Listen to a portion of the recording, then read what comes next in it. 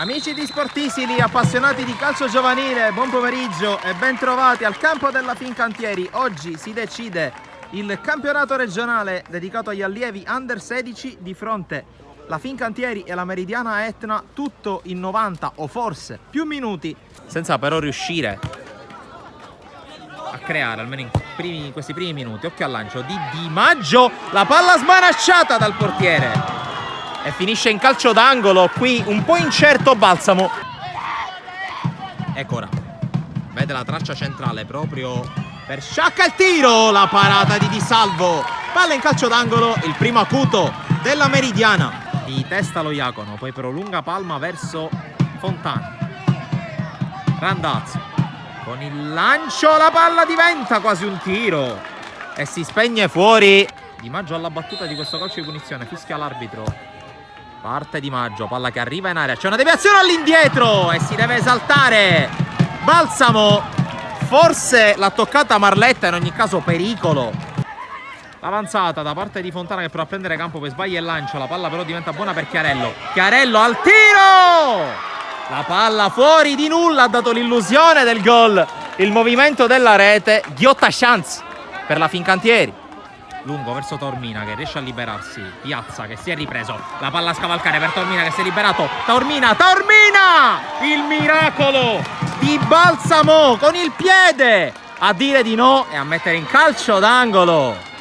Può prendere campo, poi va a fiondare dalle parti di Taormina. La palla rimane lì! Taormina! Vantaggio Fincantieri all'improvviso, quando nessuno pensava che quella palla potesse essere pericolosa.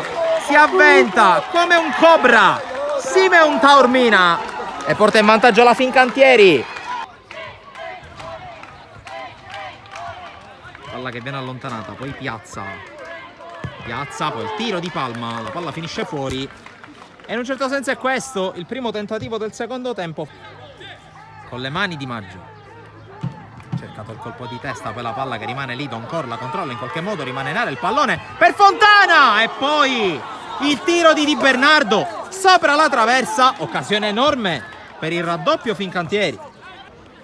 La battuta del calcio di punizione, pallone in area di rigore, attenzione perché stava per arrivare Nobile, poi la palla messa in mezzo, lo Iacono male di testa, Marletta al tiro, deviato, calcio d'angolo, torna a farsi viva la Meridiana. Questa è una palla col ghiotta.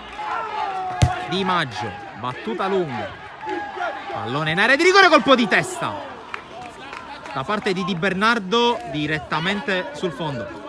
E attenzione allora a questo calcio di punizione molto pericoloso, siamo 3 minuti e 40 oltre il recupero, fischia l'arbitro, la conclusione deviata e c'è il gol